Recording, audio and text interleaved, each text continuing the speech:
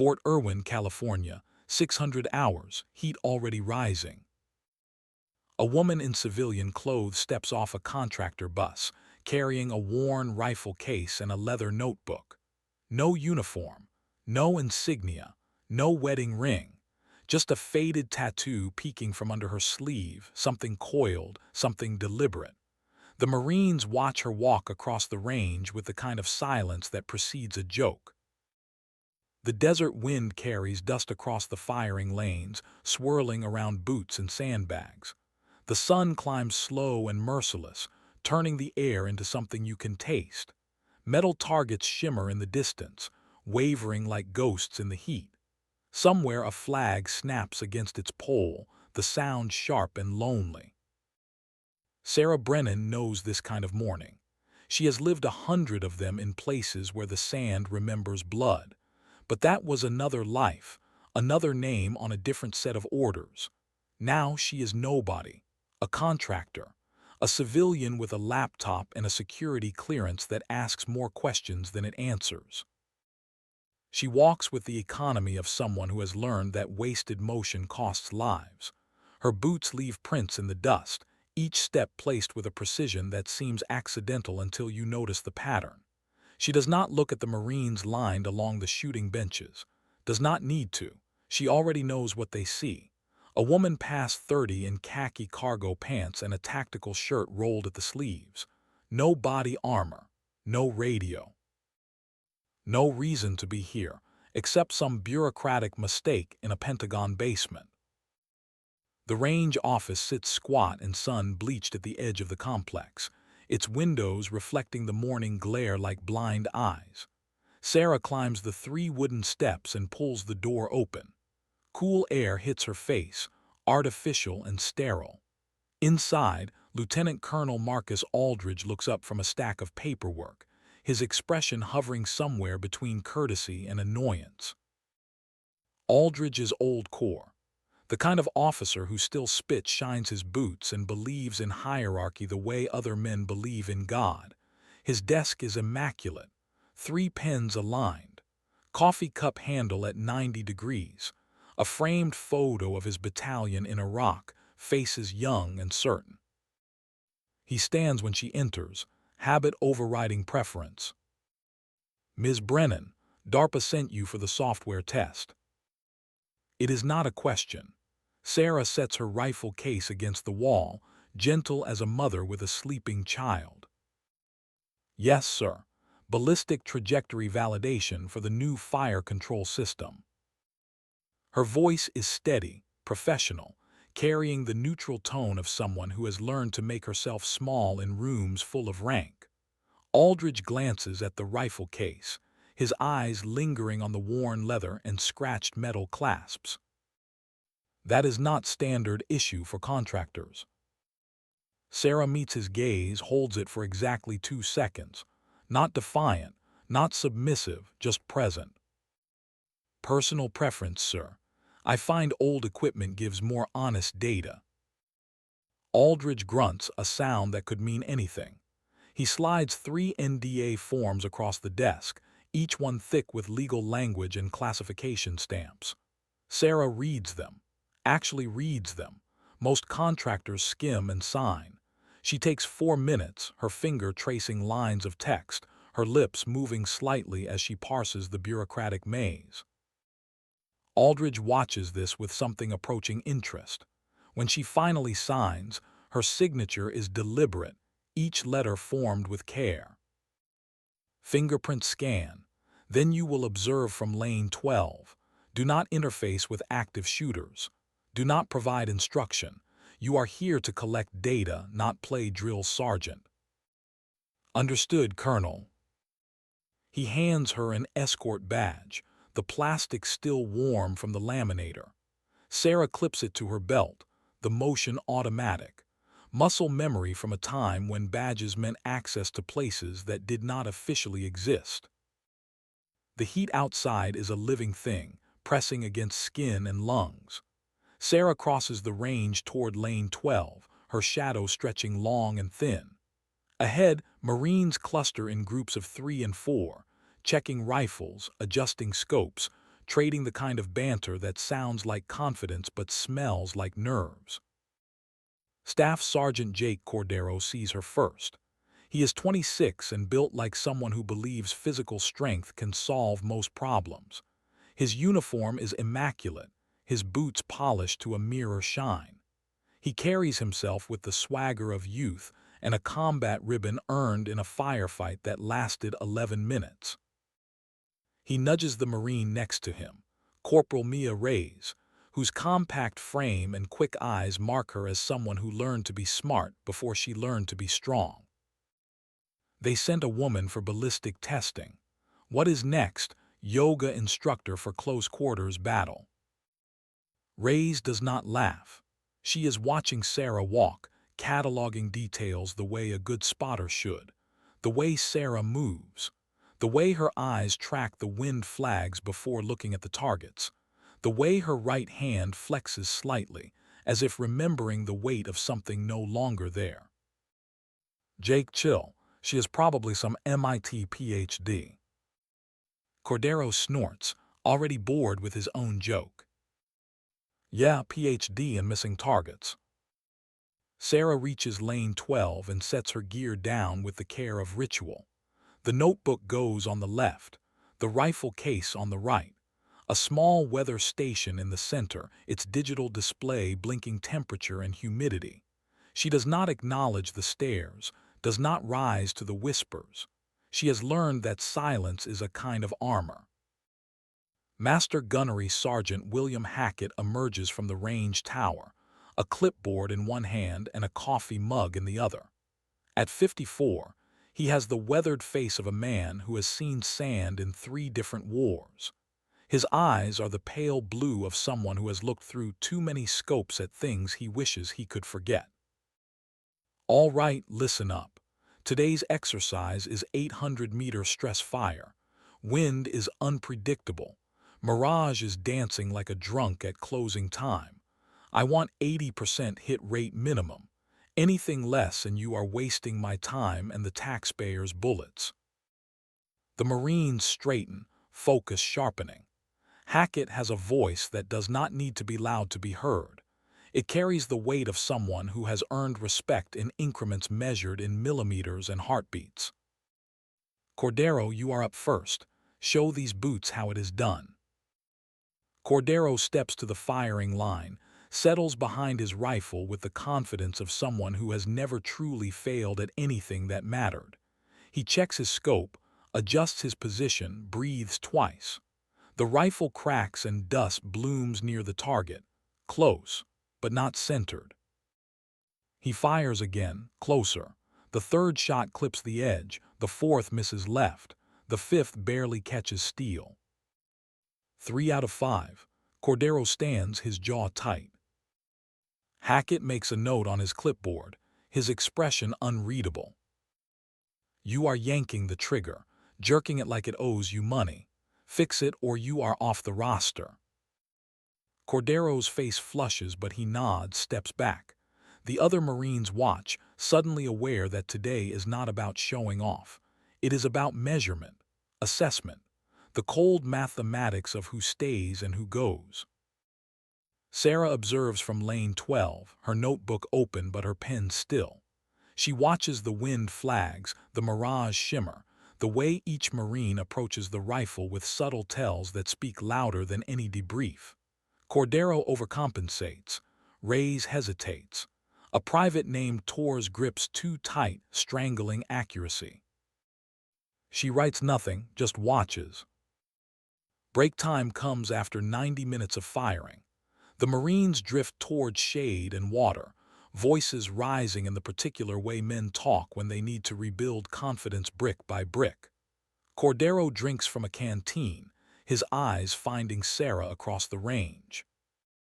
He walks over, boots crunching gravel, stops 3 feet away, close enough to make his presence known but not close enough to violate the invisible protocols of rank and space. Ma'am, you understanding what you are seeing out here. This is not a computer simulation. Sarah looks up from her notebook, her expression calm as still water. I see you are compensating for wind that is not there. You are fighting the rifle instead of listening to it. Cordero blinks. The response catches him between mockery and genuine curiosity. Oh, listening, what is it saying, Ohm? Sarah does not rise to the bait. She simply returns to her notebook, making a small notation in the margin. The dismissal is gentle but absolute. Cordero stands there for another 5 seconds, then turns away, unsure whether he won or lost the exchange. Reyes watched the entire interaction from 20 meters away. She approaches Sarah with more caution, more respect. Ma'am, how did you know about his wind compensation? You were not watching his scope. Sarah glances up, and for just a moment, Reyes sees something in those eyes. Something that has measured distance in ways that have nothing to do with numbers. The rifle moves differently when you fight it. You can see it in the shoulders, the way they tense before the shot instead of after. Reyes processes this, files it away. She has been a spotter for 8 months and has learned that the best knowledge comes in fragments, offered by those who have no need to prove anything. You have done this before. It is not quite a question. Sarah closes her notebook, the movement final. Everyone has done something before, Corporal. The afternoon sun turns the range into a kiln. Heat rises in visible waves, bending light and making distance a negotiable concept. Hackett's voice cuts through the shimmer. All right, boys and girls, time for the legend killer. He gestures downrange, toward a steel plate that sits at the absolute edge of visibility. 3,800 meters, nearly 2.5 miles. A distance where wind is not a variable but a living opponent, where mirage can hide a target completely, where the curvature of the earth becomes a factor in the mathematics of murder. 6 of you tried last month. 0 hits. Today let's make it 7 failures. Cordero, you are up. Cordero steps to the rifle, a newer model M110 with all the modern improvements. He settles in, takes his time. His spotter, a lance corporal named Hayes, calls wind and range. Cordero fires. The bullet disappears into distance and mirage. Seconds tick past. Then a small dust plume rises, 3 meters left of the target. Cordero adjusts, fires again. This time the impact is low and right. Visible frustration crosses his face. The third shot is his best. It clips the very edge of the plate, a sound like a question mark made of metal. Not a hit, a maybe. Fuck. He slams his fist against the sandbag, then catches himself, remembers where he is. Stands, steps back. Hackett does not comment, just looks around at the other Marines. Anyone else want to waste ammunition? Silence, the kind that speaks louder than bravado. Then Cordero, still riding the edge of his frustration, turns toward lane 12. Hey, contractor, you want to listen to the rifle? Be my guest. The invitation is not friendly. It carries the edge of challenge, the unspoken dare that comes from wounded pride seeking company and failure. The other Marines look toward Sarah. A few smile. Most just watch with the detached curiosity of people waiting to see a car crash in slow motion. Sarah looks up from her notebook, her expression unchanged. She meets Cordero's eyes for a long moment, measuring something that has nothing to do with distance. No thank you, Sergeant. Her voice is polite, almost gentle. It makes the refusal sting more. Why not? Scared to prove your theory wrong. Sarah closes her notebook, sets down her pen. When she speaks, her words are measured, each one chosen with care. I am not here to prove anything. I am here to collect data. Cordero opens his mouth to push further, but Aldridge's voice cuts across the range like a blade. Sergeant Cordero, back to your lane. Ms. Brennan has clearance to observe, not perform. Cordero's jaw works, but he nods, turns away. Sarah feels the weight of eyes on her, feels the judgment forming in the spaces between what was said and what was meant. She has felt this before, in rooms full of men who could not imagine that competence might wear a different shape than their own. Aldridge walks over to her position, his boots precise in the dust. "You handled that well." It is not quite a compliment, more an observation. Sarah does not respond, just returns to her weather log, noting temperature drop as the sun angles lower. "Why did you really turn down the shot, Ms. Brennan?" The question hangs in the air between them. Sarah looks at him, and in that moment something passes across her face. Not fear, not hesitation, something older and more complicated. "Because I made a promise, Colonel, a long time ago." Aldridge waits for more, but Sarah offers nothing else. Just returns to her notes, her hand steady on the pen. The day winds down in the particular way of military training. Equipment cleaned and stowed. Ammunition accounted for. Targets logged and assessments written in the careful language of official evaluation. The Marines drift away in ones and twos, their voices fading into the desert twilight. Sarah is the last to leave Lane 12.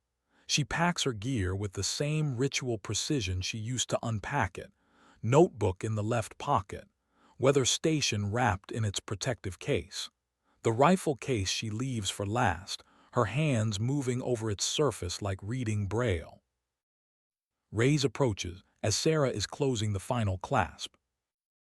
"Ma'am, I have a question, if you do not mind." Sarah straightens, waiting.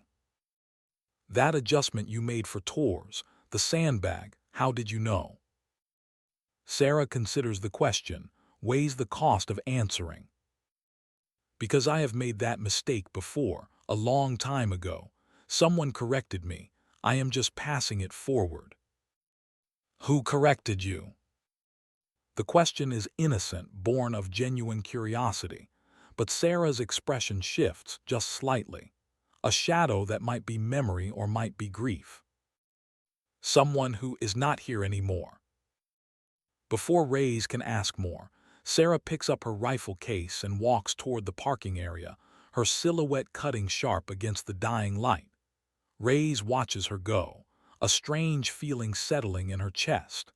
The feeling you get when you realize you have been standing next to something important without knowing it.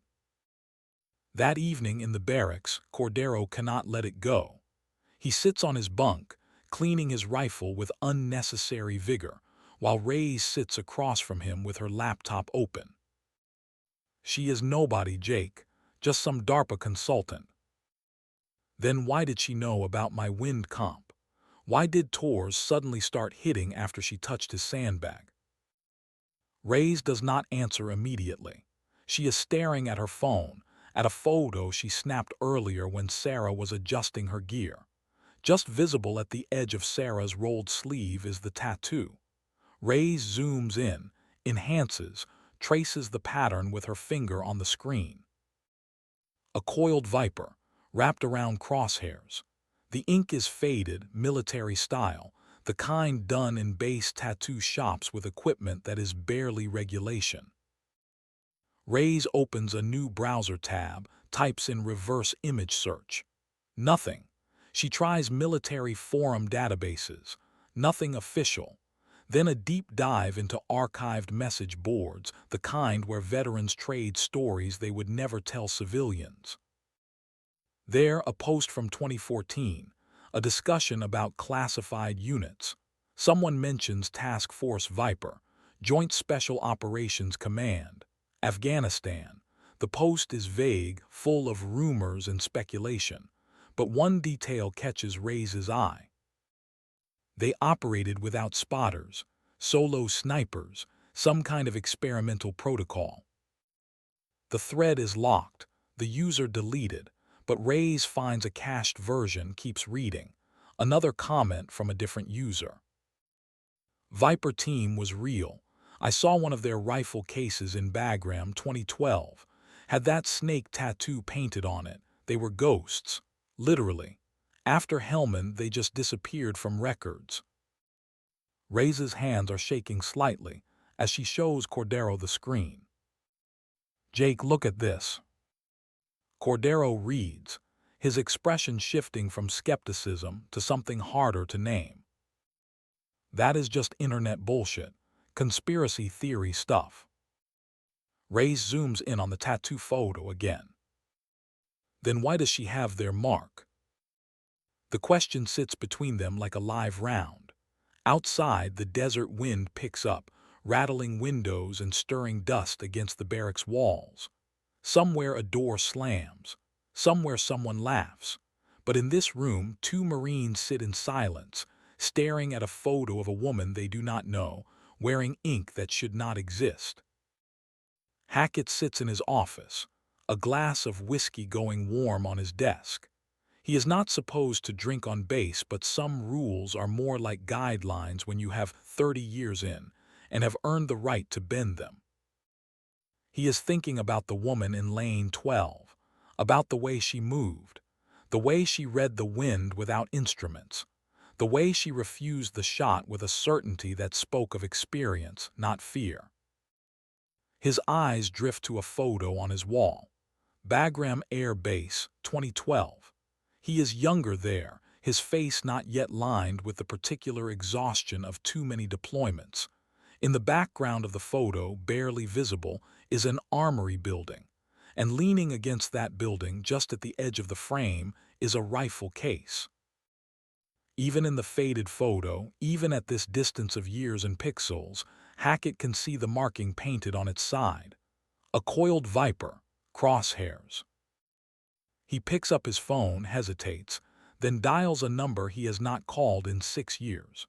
It rings 4 times before a voice answers, rough with age and cigarettes. "Patterson." "Bull, it is Hackett. You still have clearance for JSOC archives." "Depends on what you are asking about." Hackett looks at the photo, at the rifle case, at the shadow that might be a person or might be a ghost. Task Force Viper, Operation Sandstorm, Kandahar 2013. Silence on the other end, then a long exhale. "That is sealed tighter than a coffin, Bull. Why are you poking at it?" "Because I think one of them is standing in my range, and I need to know if I am losing my mind or if the dead can walk." More silence, then Patterson's voice quieter now. "I will see what I can find.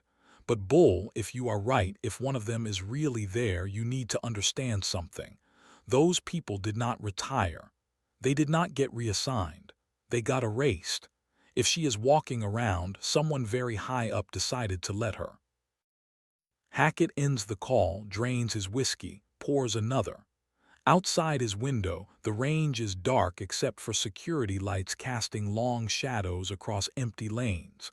Lane 12 is just visible, a patch of darker darkness.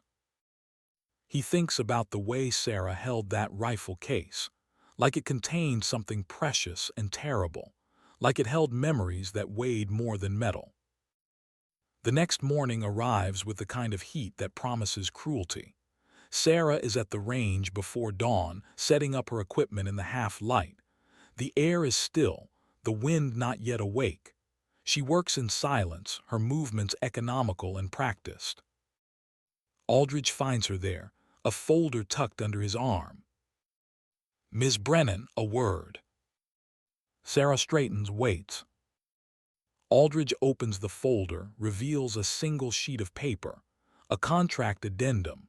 Sarah's eyes scan the text, moving faster now, her professional calm beginning to crack at the edges. "Sir, this was not part of the original agreement." Aldridge's expression is unreadable. "It is now. DARPA requires baseline human performance data. You will fire 3 shots at the long-range target for calibration purposes." Sarah's voice drops lower, harder. "I respectfully decline." Aldridge steps closer, his voice matching hers. Paragraph 7, subsection C of your contract. Contractor may refuse tasks outside scope of expertise. But Ms. Brennan, we both know you have expertise. So either you fire or you breach contract. Your choice. The silence stretches. Sarah looks at him, really looks, and sees something in his eyes. Not cruelty. Purpose. He is following orders from somewhere higher, orders that have nothing to do with software or ballistics or any of the official reasons she was sent here. One shot for calibration, that is all. Aldridge nods, closes the folder. That is all I am asking. As he walks away, Sarah stands motionless, her hands opening and closing at her sides. Her breathing has changed, become deliberate, controlled. The breathing of someone preparing for something they swore they would never do again. The Marines arrive as the sun breaks the horizon. They gather in small clusters, voices low, everyone aware that something has shifted in the atmosphere of the range. Hackett briefs them quickly. Today we observe contractor baseline testing. Ms. Brennan will attempt the 3,800-meter plate. Questions. Cordero raises his hand.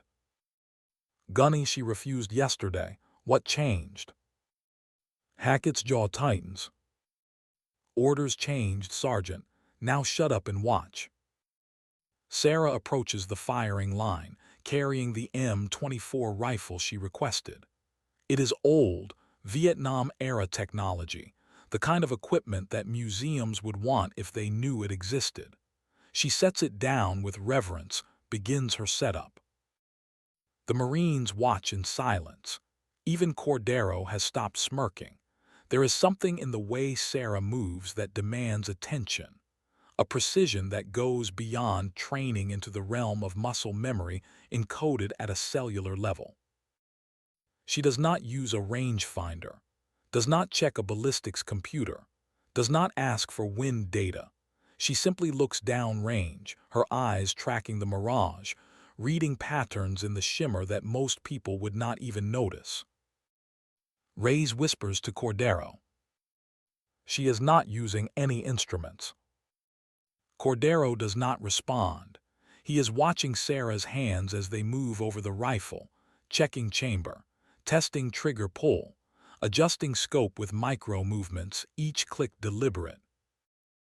Hackett approaches with a wind meter, offers it. Sarah shakes her head. The wind will tell me, gunnery sergeant. Hackett's expression flickers. He has heard that phrase before, a long time ago, in a conversation that officially never happened with people who officially never existed. Sarah settles behind the rifle, her body finding a position that looks uncomfortable to anyone who does not understand the physics of long-range shooting. Her cheek rests against the stock. Her breathing slows. The world around her seems to recede, as if she has stepped into a space where only she and the target exist. Seconds pass, then minutes. The Marines shift, uncomfortable with the silence. Someone starts to whisper, but Hackett silences him with a look. Sarah's finger finds the trigger, not gripping, just resting, waiting for the moment when all variables align, when wind and mirage and heartbeat and earth rotation all agree for the space of a single breath. She fires. The sound cracks across the desert, harsh and final. The bullet disappears into distance and heat shimmer. Time stretches. 6.8 seconds of flight time feels like an hour. Then from the spotting scope, Hayes's voice shaking slightly. Center impact, dead center. Absolute silence. 10 seconds of it. No one moves. No one breathes. They are all staring at Sarah, who has already stood, ejected the casing, and begun breaking down the rifle with the same calm precision she used to set it up. Hackett finds his voice first. That is not possible. Cold bore, no spotter, no data. Sarah looks at him, and in her eyes is something ancient and tired. That is a Viper protocol shot, gunnery sergeant.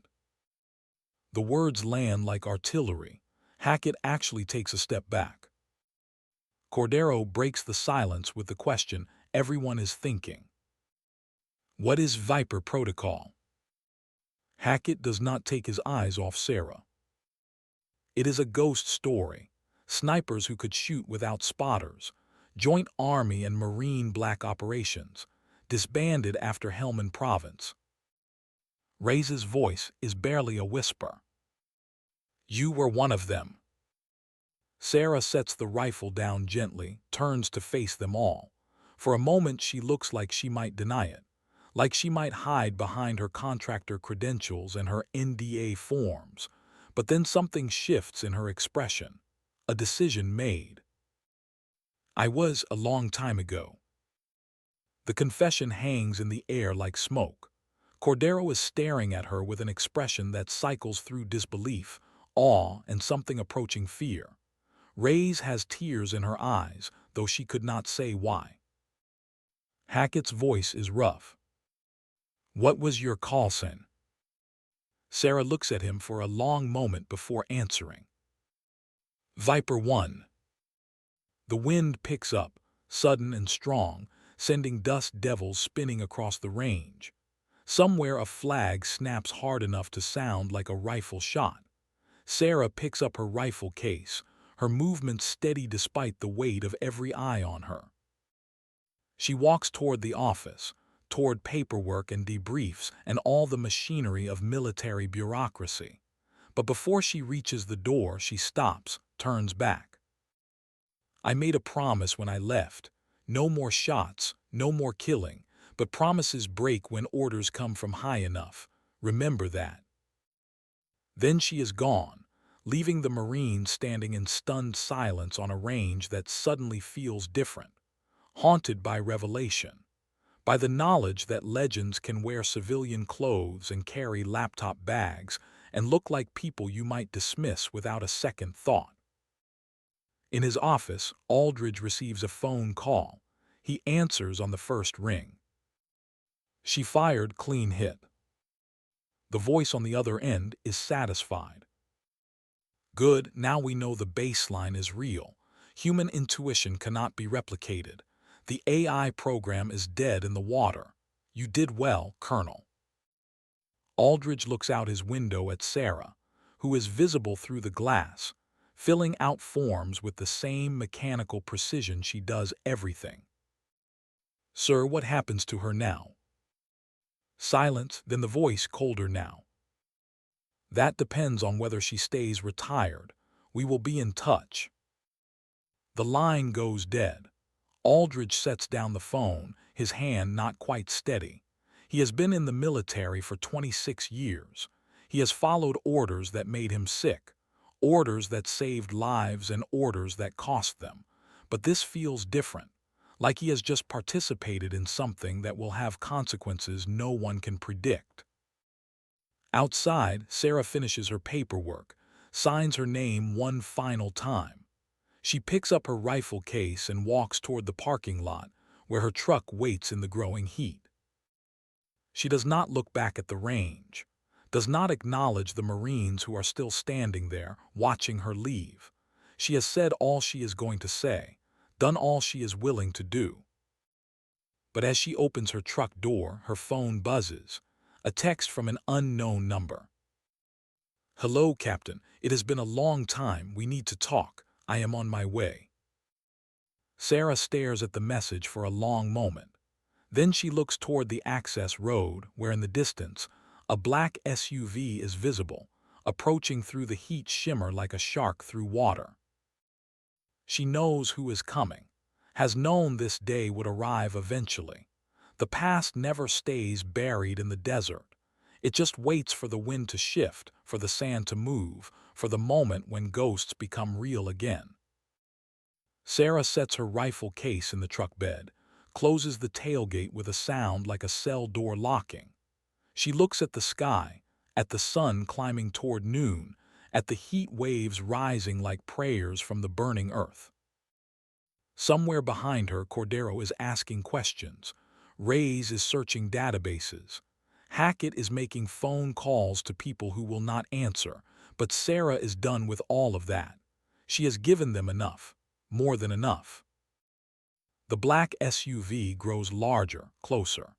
Sarah can see two figures in the front seats now, can see the government plates, can feel the weight of whatever comes next settling onto her shoulders like old combat gear. She whispers to herself, words no one else can hear. I kept my promise, Danny. I tried to stay out, but they never let you out. Not really.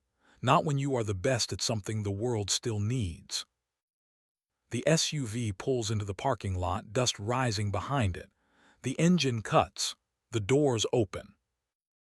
A man steps out, tall and lean, wearing civilian clothes that somehow look more military than any uniform.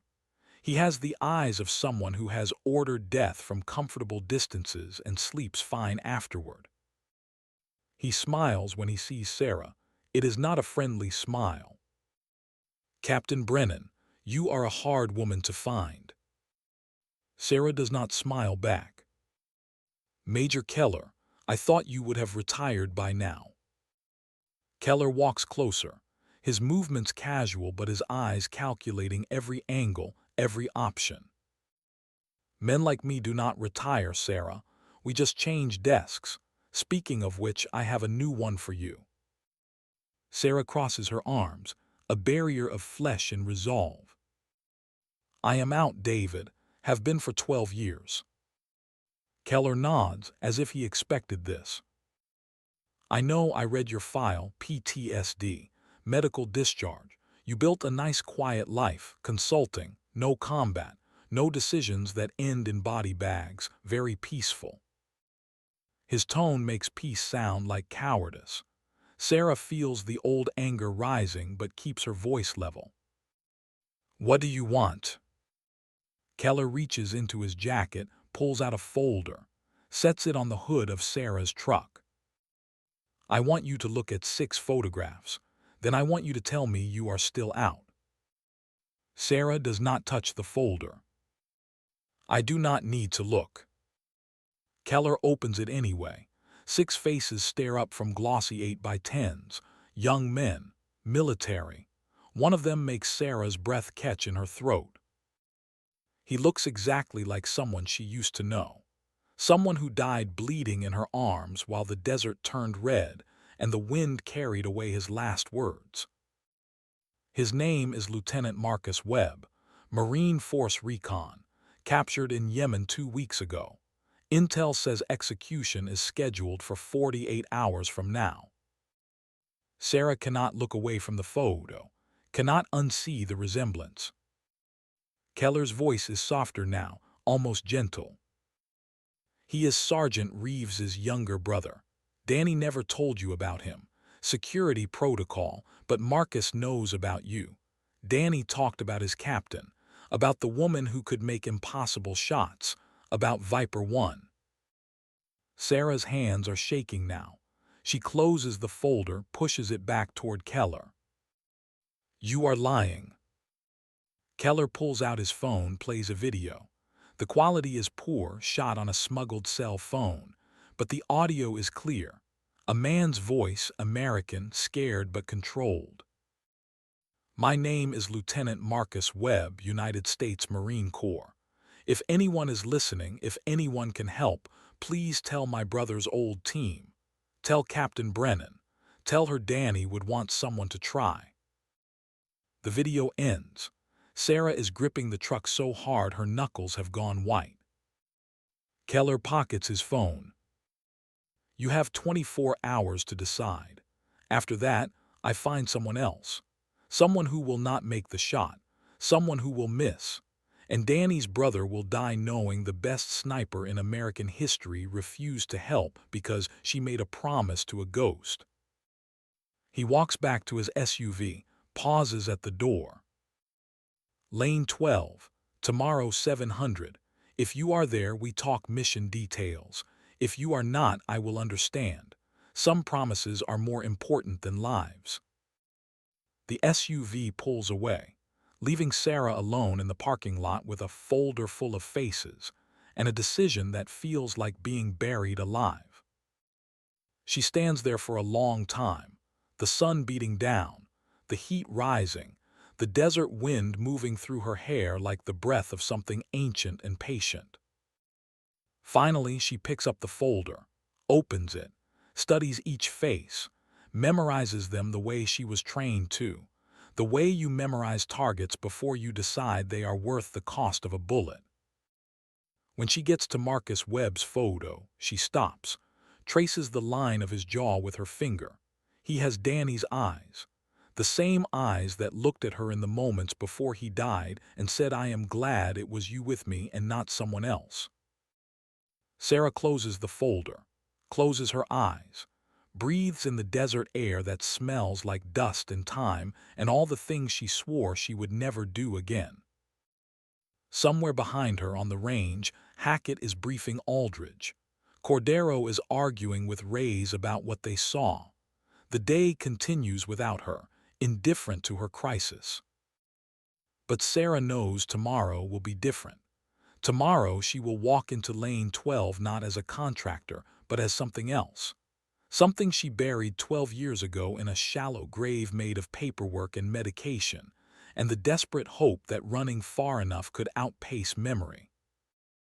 She gets in her truck, starts the engine, looks in the rearview mirror at the range, at the place where she fired a shot that changed everything. Then she drives away, toward a hotel room where she will not sleep, toward a night full of ghosts, toward a morning that will ask her to become someone she swore was dead. The desert watches her go, patient and knowing. It has seen this story before. It will see it again.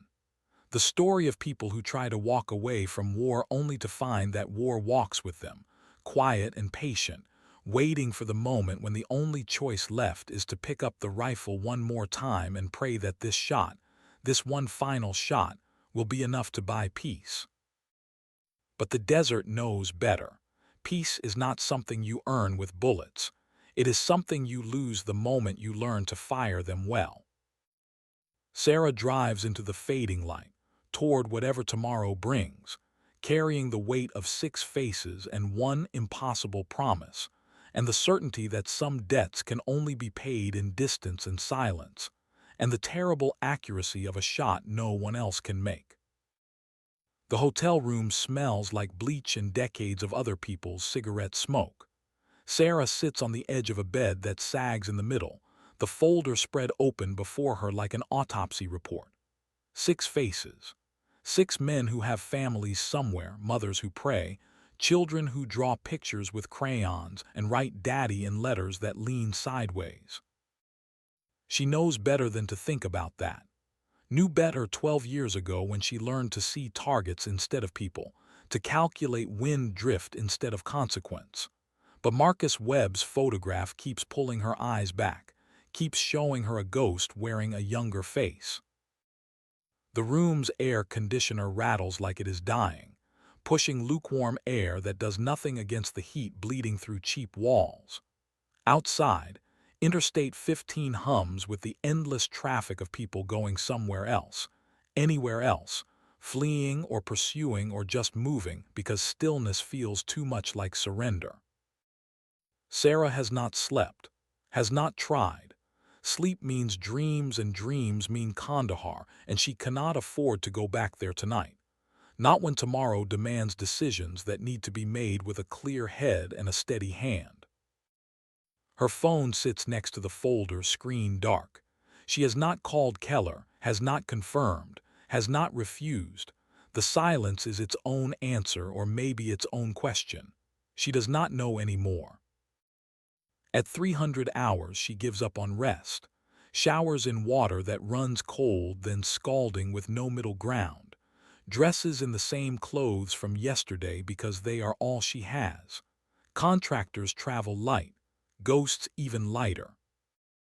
She makes coffee in the room's ancient machine, drinks it black and bitter, staring at her reflection in the mirror over the sink. The woman looking back is 34, but her eyes are older. They have seen things that age you in ways calendars cannot measure. The tattoo on her forearm catches the fluorescent light, the viper coiled around crosshairs. She got it in a shop outside Bagram after her 10th confirmed kill, when she still thought there was something noble about being good at ending lives from distances that made death look like geometry. Danny Reeves got the same one the same day. They sat in adjacent chairs while an Afghan artist who had learned his trade decorating Soviet soldiers worked the needles with steady hands. Danny made jokes the whole time, his way of dealing with pain. Sarah stayed silent, her way of dealing with everything. When it was done, they compared the work, identical marks binding them in a way that felt more permanent than rank or mission or the temporary insanity of war. Danny raised his canteen in a mock toast. To Viper Team, may our aim stay true and our secrets stay buried. Sarah remembers touching her canteen to his, the metallic clink, the taste of warm water that was somehow better than any champagne. She remembers believing that they would both make it home, that skill and caution and a little bit of luck would be enough. She was wrong. The memory fractures, splinters into the moment Danny bled out in her arms while medevac took 2 hours to arrive because Keller made a call that prioritized mission over men. Danny's last words were not profound. Just Sarah's name, said once, followed by silence that stretched into forever. She blinks, finds herself back in the hotel room, coffee gone cold in her hand. The clock reads 4:45. Close enough. She packs the folder, pockets her phone, walks out into pre-dawn darkness that smells like diesel and desert sage. The truck starts on the third try, engine coughing before settling into a rough idle. She drives toward Fort Irwin with the windows down, letting the cold air cut through the fog of sleeplessness. The base is quiet at this hour, just gate guards and insomniacs, and the kinds of soldiers who prefer the company of weapons to the complications of other people. Sarah signs in, clips her badge, drives to the range in silence broken only by tire noise on asphalt. Lane 12 waits exactly as she left it. Her equipment is still there, untouched, as if the universe held its breath waiting for her return. She sets down her rifle case, does not open it. Not yet. The sky begins to lighten, darkness bleeding into gray, then violet, then the pale blue of a day that has not yet decided what kind of heat it will deliver. Sarah sits on the shooting bench, watching the range emerge from shadow, watching targets materialize like memories. Footsteps on gravel, she does not turn. Keller's voice comes from behind her, carrying the false warmth of someone who has practiced sincerity until it sounds almost real. I was not sure you would come. Sarah keeps her eyes on the horizon. I am here for information, not commitment. Keller moves into her peripheral vision, sets a ruggedized laptop on the bench, opens it, the screen glowing harsh in the soft morning light. Lieutenant Marcus Webb, 28 years old, Marine Force Recon, captured during a reconnaissance patrol near the Yemen border. He and his team were gathering intel on a suspected weapons cache when they were ambushed. The laptop displays satellite imagery, grainy and color-coded. Keller zooms in, highlighting buildings, roads, topography. 4 of his team were killed in the initial contact. Webb and 1 other Marine, Corporal James Chen, were taken prisoner. Chen was executed 3 days ago. Webb is being held here. He taps the screen. A compound in the middle of nothing, surrounded by terrain that looks hostile even from orbit. Sarah studies it with eyes that automatically calculate fields of fire, dead zones, approaches. Intel reliability. Keller's expression tightens. NSA intercepts. Satellite thermal, human from locals, 90% confidence. Which means 10% chance it is a trap. Keller does not disagree. The execution is scheduled for tomorrow at dawn. Their time, not ours. We have a 30-hour window from right now. Sarah zooms the image, examining the compound's layout. The buildings are crude, arranged with the kind of defensive logic that comes from experience rather than training. Whoever runs this place knows what they are doing. Extraction team. DVGRU standing by in Djibouti. 6 operators. They will fast rope in, breach, extract. Your job is overwatch. Make sure they get in clean and get out cleaner. And if it goes wrong, then you do what you do best. You make the shots that save the ones who can be saved. Sarah closes the laptop, the click final as a door shutting.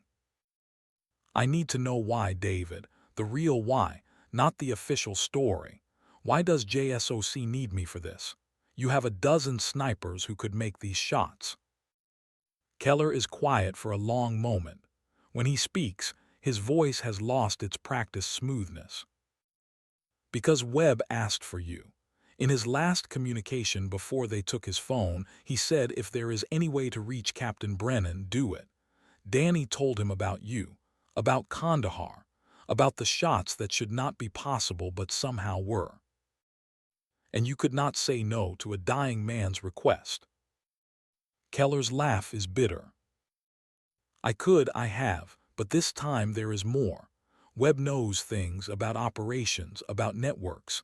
If he talks under torture, people die, a lot of people. So yes, I need him extracted, but I also need it done right, no missed shots. No casualties we cannot explain, that means you. Sarah stands, walks to the edge of lane 12, looks downrange at the targets that shimmer in the growing heat. Behind her, Keller waits with the patience of someone who knows the answer before the question is fully asked. Danny would want me to go. It is not a question. Keller confirms it anyway. He would. And if I say no, if I stay retired, then I find someone else. Someone good but not great. Someone who will do their best and probably still fail. And Marcus Webb dies knowing his brother's partner chose peace over duty. The words land like physical blows. Sarah feels them in her chest, in the old scar tissue where shrapnel carved its signature. She closes her eyes, sees Danny's face, hears his voice from a decade past. Boss, if something happens to me, you do not get to quit. You get to keep going, for both of us. She opens her eyes, turns to face Keller. I want to pick my team. Keller begins to protest, but Sarah cuts him off. Non-negotiable. I do this my way or not at all. I want spotters I can trust, people who will not fold when it gets complicated. Who do you have in mind? Sarah thinks of Cordero, struggling with his rifle, fighting himself instead of embracing the mechanics of patience. Thinks of Reyes, sharp-eyed and quick, carrying her own ghosts from a war that took her brother. 2 Marines from the training unit, Staff Sergeant Jake Cordero and Corporal Mia Reyes. Keller checks his phone, scrolling through personnel files. Cordero has a marginal rating. Reyes is a combat medic, not a trained spotter. Which is why they need this, and why I need them. Keller studies her face, searching for the logic. Sarah does not offer it. Some things cannot be explained, only understood through experience. She needs people who are hungry to prove themselves, who will fight through doubt because they have not yet learned that doubt might be wisdom. Fine, I will have them reassigned immediately. Who else? Master Gunnery Sergeant Hackett, Tactical Advisor. Keller nods. Anyone else? Sarah pauses, then shakes her head. That is all. We deploy in 6 hours. Transport leaves from March Air Reserve Base at 1300. Briefing en route. Wheels down in Djibouti at 200 local. Mission launch at 600. The timeline is tight, deliberately so. No time for second thoughts. No space for the kind of thinking that leads to backing out. Sarah recognizes the manipulation but also understands its necessity. Hesitation kills more soldiers than bullets. I need to brief my team. Keller closes the laptop. They are being notified now. Report to Hangar 7 at March by 12:30. Bring only what you can carry. Everything else will be provided. He turns to leave, then stops. Sarah, thank you. She does not respond. Gratitude from Keller feels like currency that has already been devalued by too many bad transactions. She watches him walk away, his shadow stretching long across the range, and wonders if she has just agreed to salvation or damnation. Probably both. At 7:30, Cordero and Reyes arrive at the range, confusion written across their faces in the particular way of enlisted personnel who have just received orders that make no sense. They find Sarah at lane 12, cleaning a rifle that does not need cleaning, the repetitive motion meditative. Cordero speaks first, his voice carrying equal parts excitement and uncertainty. Ma'am, we got pulled from training rotation. Orders say report to you for special assignment. Nobody will tell us what it is. Sarah sets down the cleaning rod, looks at them both. These kids, because that is what they are despite their ranks and ribbons, are about to step into a world that will change them in ways they cannot imagine. How much do you know about Yemen? The question hangs in the air. Reyes' eyes widen slightly. Cordero's jaw tightens. We know there is a Marine being held. Webb saw it on the news before they classified it. Sarah nods. We are going to get him. Extraction operation. DEVGRU handles the breach. We provide overwatch. Long-range precision fire if needed. Cordero and Reyes exchange glances. Sarah sees the fear trying to hide behind bravado, sees the way their breathing has changed, shallower now, faster. Ma'am, with respect, I am not qualified for this. My hit rate at extended range is barely passing. Which is why you are coming. You need to learn under pressure or you will never learn at all. Combat is the only real teacher. Everything else is just expensive practice. Reyes finds her voice, smaller than usual. Captain, I am a medic. I have done spotter work but never in actual operations. Then this will be your first. Danny Reeves trained me by throwing me into situations I was not ready for.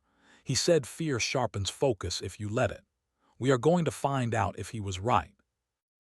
Sarah stands, faces them directly. I need to know right now if you are in. No judgment if you are not. This is not a training exercise. People might die. One of them might be you. So I need a yes or a no, and I need it honest. Cordero does not hesitate. I am in, ma'am. Reyes takes longer, her mind clearly working through scenarios, calculating risks. Finally, she nods. I am in. Good, we leave in 5 hours. Pack light. Bring nothing personal. No phones, no photos, nothing that identifies you if this goes wrong. Sarah hands them each a folder, much thinner than the one Keller gave her. Study these. Memorize the terrain, the building layouts, the extraction routes. We brief on the plane, but I want you thinking about this now, understanding it before we are wheels up. They take the folders with the reverence of people accepting something holy or terrible or both. Sarah watches them walk away, already opening the files, already stepping into the transformation that happens when you realize training was just pretend, and now the pretending is over. Hackett arrives an hour later, driving a base vehicle that has seen better decades. He parks, gets out slowly, the movement of someone whose knees remember too many jumps from too many aircraft. He walks to lane 12, looks at Sarah with eyes that have already guessed most of what she will not say. You are going after Webb. Sarah does not ask how he knows. I am. And you want me there. I need someone who has been in the dark before and did not break. Someone who understands that plans fail and backup plans fail, and the only thing that does not fail is the decision to keep fighting. Hackett sits on the bench, his weight making the wood creak. I am 54 years old. My knees sound like gravel in a blender. My eyes need readers for anything closer than arm's length. You could have anyone. Why me? Because everyone else is too young or too old in the wrong ways. You are old enough to have judgment, but young enough to still care about getting people home. That is the balance I need. Hackett is quiet, watching the heat shimmer dance above the distant targets. Danny Reeves saved my life once. Did you know that? Sarah turns to him, surprised. No. Fallujah 2007. I was a platoon sergeant. We got pinned down in a building. Sniper had us cold. Could not move, could not return fire, could not call in air because the rules of engagement were written by lawyers who never heard a bullet. We were about to start counting casualties when the sniper just stopped. Later, we found out a Marine Scout sniper team took him from 800 meters through a window the size of a shoebox. Never learned their names. Classified mission, classified team. But years later, I saw a rifle case with a Viper painted on it, and I put pieces together. He looks at Sarah directly. So yeah, I will go. Not for JSOC or for orders or for any of the reasons they teach you in leadership school. I will go because Danny gave me another 20 years of life, and the least I can do is help get his brother home. Sarah feels something loosen in her chest, some knot of tension she did not know she was carrying. Thank you, Gunny. Hackett stands, starts to walk away, then pauses. One more thing. I pulled Webb's service record. He is a good Marine. Smart, tough, does not quit. But Sarah, he is not Danny. Do not go into this thinking you are bringing your partner back. You are bringing home a stranger who happens to share DNA with someone you loved. Keep that clear or it will break you. The words are hard but necessary. Sarah nods, accepting the truth even as part of her wants to reject it. Hackett leaves, his footsteps fading into the background noise of a bass waking fully into morning. Sarah returns to her rifle, continues the cleaning that has become ritual. The M24 is old, a relic from an era before computers calculated every variable and drones did the killing from air-conditioned rooms half a world away. But it is honest. What you see is what you get. No software glitches, no satellite delays, just metal and wood and the physics of ballistics. She thinks about the shot she will need to make. The distance, the variables. Wind in a desert climate shifts like water, unpredictable and cruel. Mirage will hide targets, make them dance and shimmer. Heat will affect bullet trajectory in ways that computers can model but never fully predict. And somewhere in all that chaos, she will need to thread a bullet through space and time and probability, trusting math and instinct, and whatever remains of the skill that once made her a legend. No pressure. At 12:15, Sarah loads her gear into a base vehicle. The rifle case goes in first, handled with the care of sacred objects. Then a small duffel with the bare minimum, clean socks, basic hygiene, the leather notebook she has carried through 4 deployments and 12 years of trying to forget. She drives toward March Air Reserve Base, the route familiar from training exercises years past. The landscape is California desert transitioning to the slightly different desert of the Inland Empire, brown and stubborn and beautiful in the way that hostile environments can be when you learn to see past the hardship. Traffic is light at midday on a Wednesday, mostly trucks, and the occasional lost tourist who thought the scenic route would be more scenic. Sarah keeps the radio off, preferring silence to the chatter of people selling things she does not need. Her phone rings. Unknown number. She almost does not answer, but some instinct makes her thumb the green button. Captain Brennan. The voice is young, male, carrying the particular accent of someone from the South, maybe Georgia or Alabama. Speaking. This is Corporal Vance, ma'am. I am with Lieutenant Webb's unit. I heard you are going after him. Sarah feels ice in her stomach. Corporal, you should not have this number.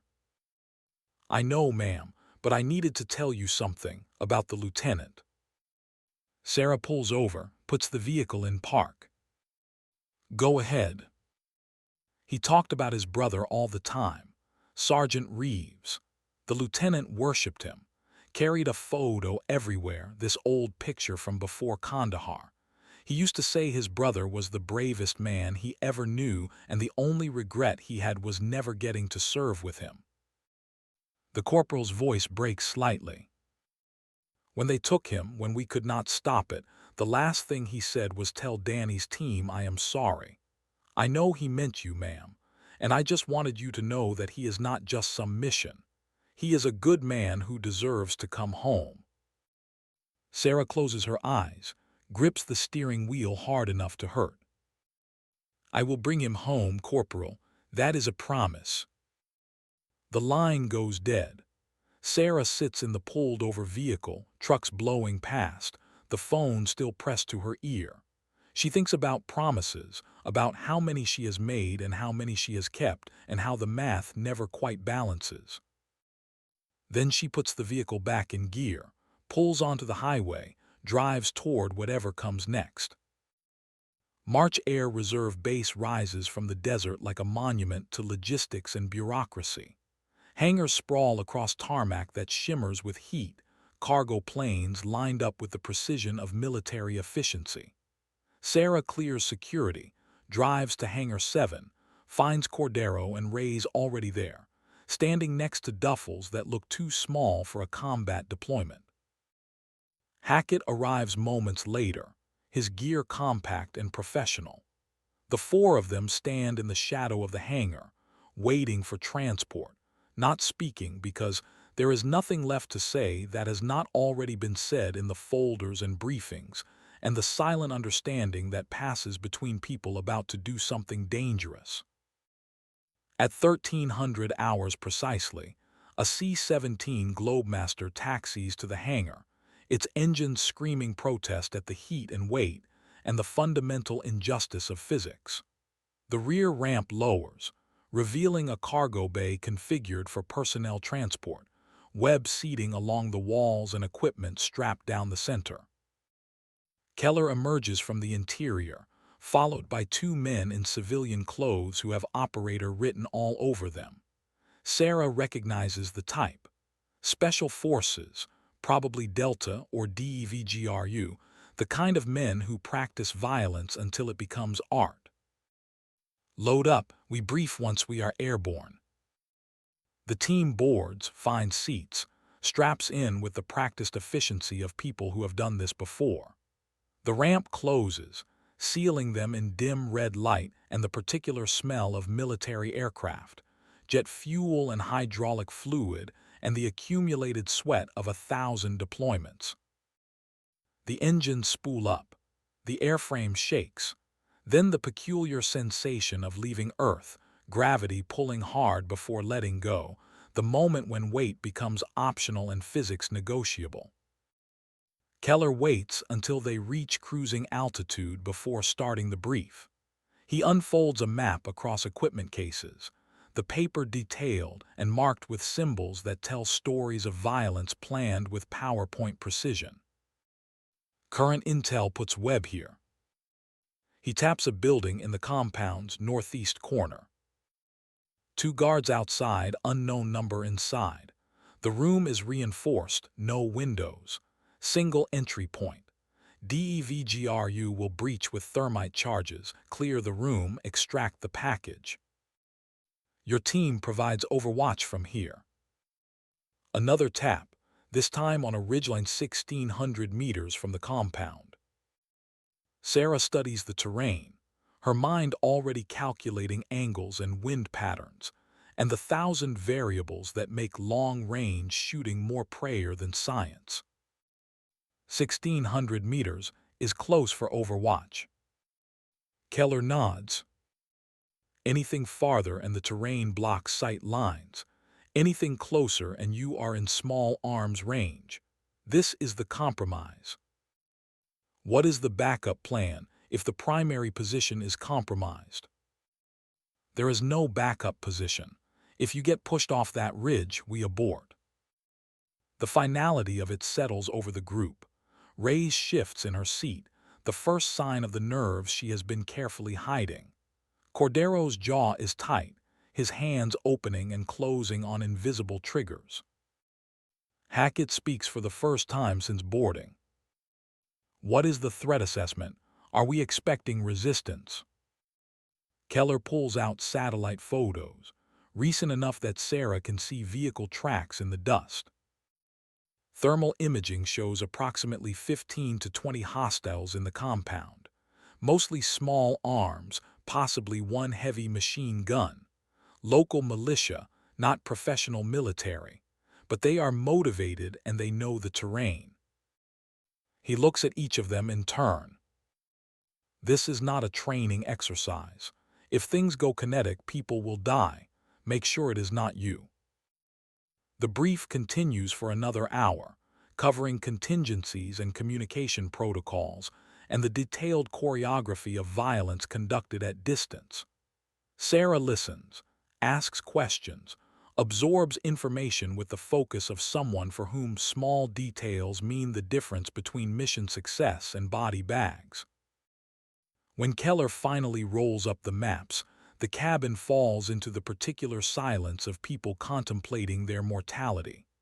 Sarah closes her eyes, not sleeping but resting, conserving energy for what comes. Cordero breaks the silence after an hour. "Captain, can I ask you something?" Sarah opens her eyes. "Go ahead." "How do you do it? Make the shot when everything is falling apart." Sarah considers the question, weighing honesty against reassurance. "You do not think about the chaos. You create a space inside yourself where only the fundamentals exist. Breathing, trigger control, wind. Everything else, the fear and noise and the knowledge that missing might cost lives, you put that outside the space. You become small and focused, and you trust that your training will carry you when conscious thought cannot." Cordero absorbs this, nods slowly. "Did Sergeant Reeves teach you that?" "No, I learned it the hard way, missing shots I should have made until I figured out how to quiet the noise." "What about Sergeant Reeves? What did he teach you?" Sarah smiles, a small private expression that holds 12 years of memory. "He taught me that snipers do not work alone, that the spotter is not just someone who calls wind. They are the person who keeps you human when the rifle starts to feel like the only honest thing in the world. He taught me that partnership matters more than skill because skill fails but people do not if you choose the right ones." She looks at Cordero and Reyes. "That is why you are here. Not because you are the best, because you have the potential to become something that numbers cannot measure." The words settle over them like a benediction or a burden. Reyes wipes at her eyes quickly, hiding tears that come from understanding rather than fear. The flight continues through time zones and darkness. Sarah drifts in and out of awareness, her mind walking the edges of memory and mission planning. She sees Danny's face, younger and unbloodied, laughing at something she cannot remember. She sees the compound from satellite view, the buildings like toys arranged by a child with violent imagination. She sees Marcus Webb's photograph, those eyes that could be Danny staring at her across years and death, and the fiction that we ever really leave the people we love behind. At some point Hackett moves to sit beside her, his presence solid and reassuring. "You doing okay?" Sarah does not open her eyes. "Define okay." "Fair point." They sit in comfortable silence, two people who have learned that sometimes words are just noise, and what matters is the willingness to sit with another person's demons. Hackett finally speaks again. I have been on a lot of operations. Some worked, some did not. The ones that failed, it was always because someone let ego or fear make decisions that should have been made by training. You strike me as someone who learned to trust the training.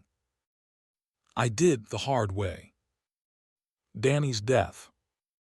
Sarah opens her eyes, looks at him. How did you know? Because that is how everyone learns. Something goes so wrong that you either quit or you distill everything down to the essentials, and you never forget them again. What did you lose? Hackett is quiet for a long time. My best friend, Ramadi 2006.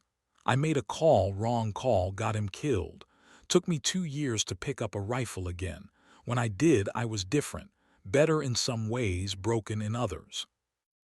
Does it get easier? Never, you just get better at carrying it.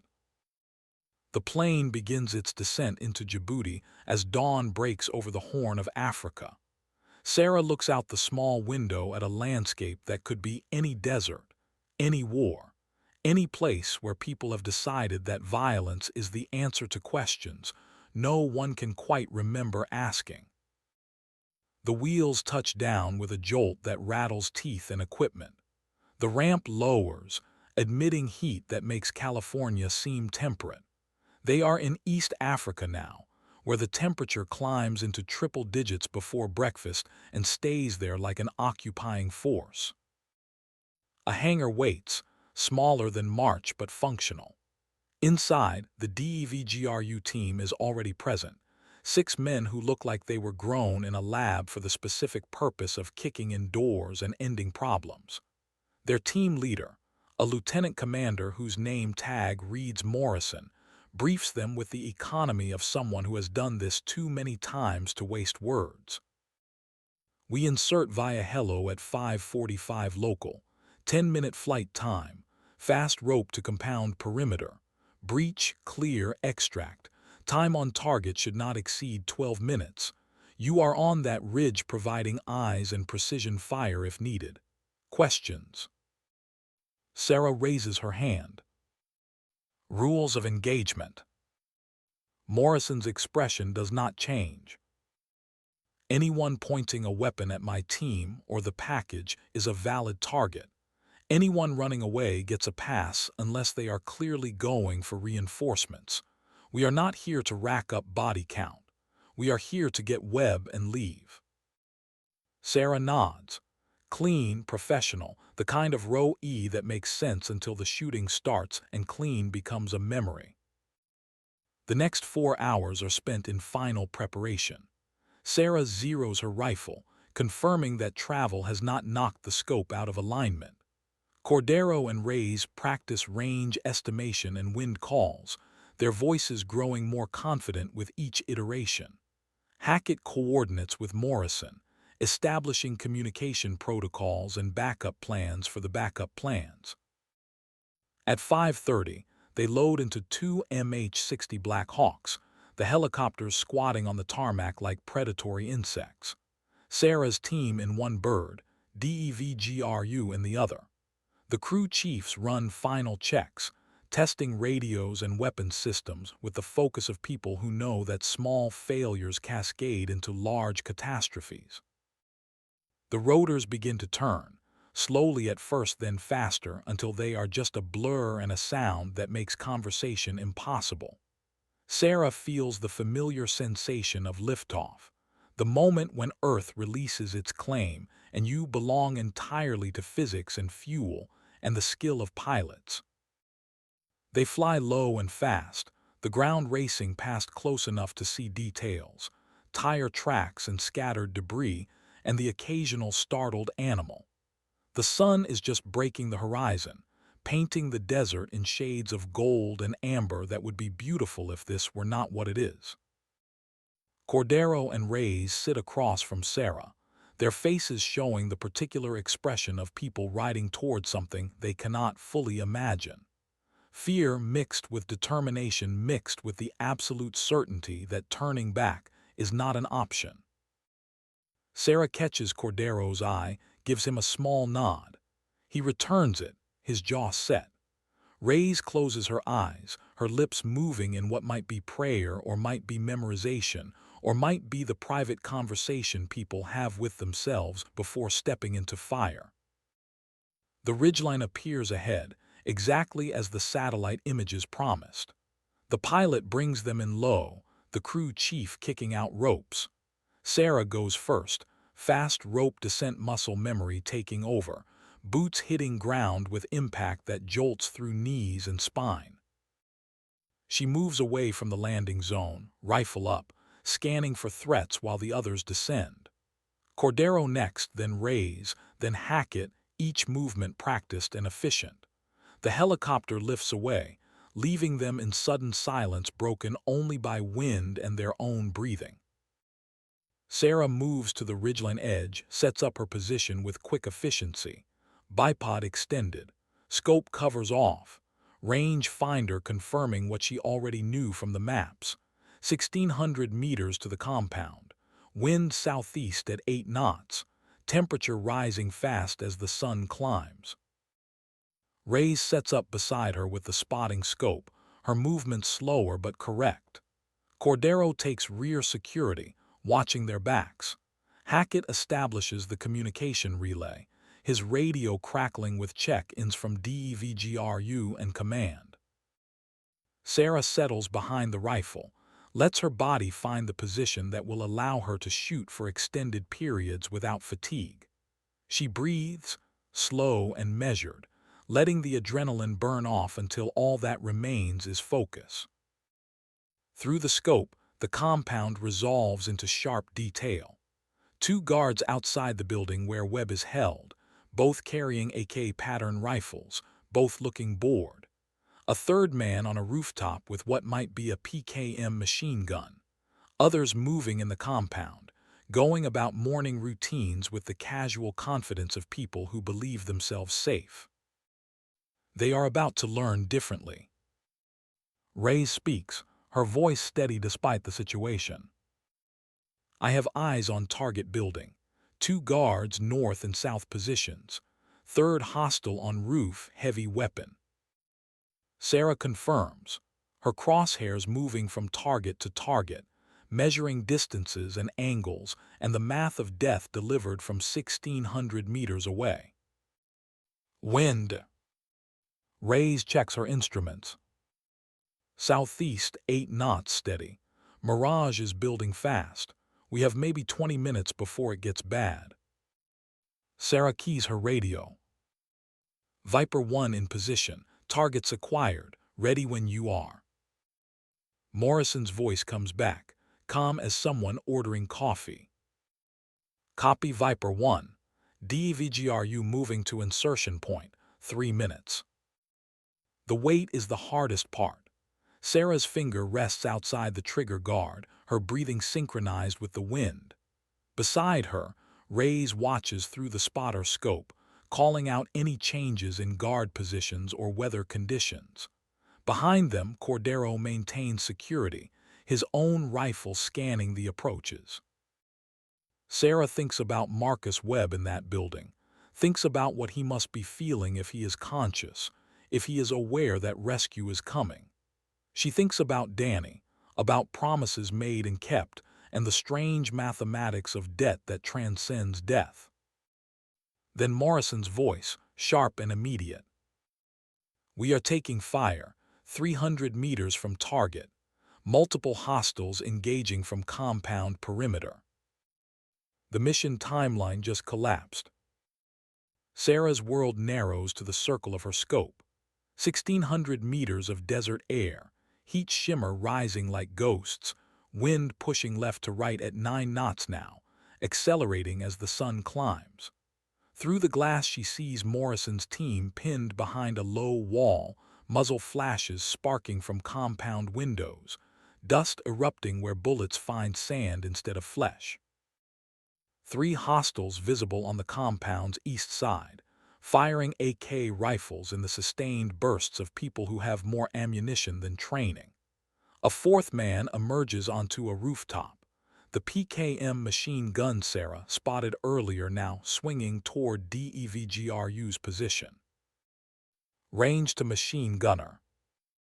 Reyes works the spotting scope, her voice steadier than Sarah expected.